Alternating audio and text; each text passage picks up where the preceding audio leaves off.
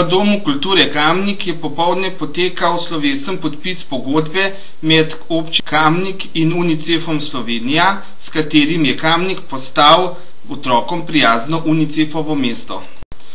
V uvodu je ambasador UNICEF-a Lado Leskovar med drugim povedal: S tem občina Kamnik in njen župan izkazujeta pomembno vlogo zagovornika otrokovih pravic v svojem okolju. Dobrodošli med otrokom prijazna UNICEF-ova mesta. Želim vam veliko uspehov in veliko nasmejanih otroških obrazov. Župan Smolnikar pa je med drugim povedal: Ta naziv, ki ga bo mesto in občina Kamnik prejela danes, pomeni eno veliko nalogo in eno veliko zaobljubo. Zagotovo smo v minulih desetletjih veliko postorili za naše najmlajše. Vsa ta leta smo skušali čim bolj skrbeti za čim več mest v otroškem varstvu. V zadnjih 4 letih smo zgradili 19 oddelkov. V letošnjem letu računamo do konca leta še 15 do 18 oddelkov. Torej, po 4 letih iz 655 otrok v otroškem organiziranem varstvu računamo, da jih bo 1300. Ampak naše generacije, mlade generacije so spodbujale rast, demografsko rast v naši občini, ko je še v Sloveniji padala. V minulem letu je bilo rojenih preko 400 novih otrok. Prav toliko ali še celo nekaj več v letu 2008. V 2007 378. To je tisti baby boom, ki je pomemben tudi zato, da je Kamnik mlado mesto.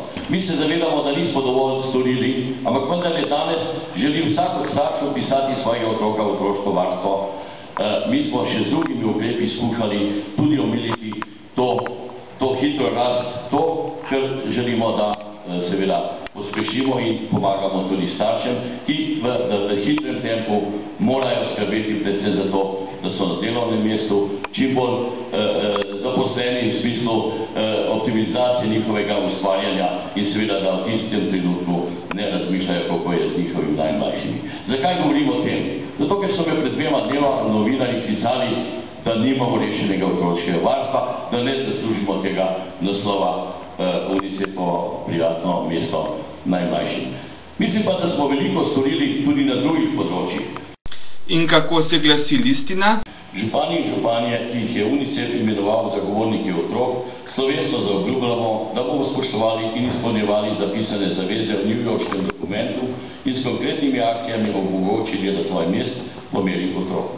Naši cilji so prisluhniti otrokom in omogočiti njihovo soudeležbo, ker so otroci in mladostniki bogatstvo, so državljani sposobni graditi boljšo sedanjost in boljšo prihodnost za vse. Zato moramo spoštovati njihovo pravico do izražanja lastnega mnenja in sodelovanja pri vseh vprašanjih, ki jih zadevajo v skladu z njihovo starostjo.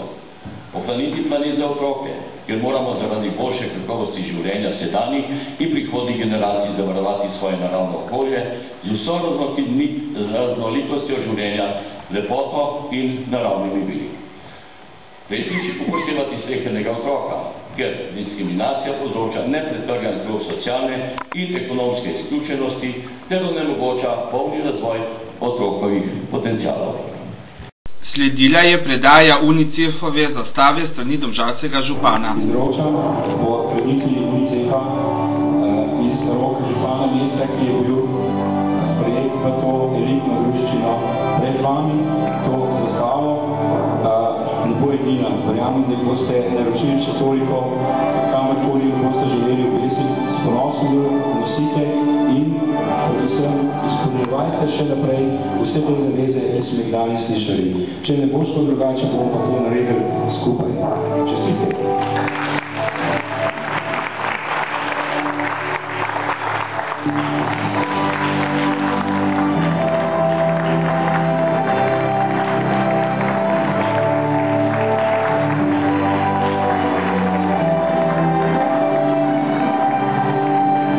V Domžalah pa so kot vedno korak pred Kamnikom in že razmišljajo o novih projektih.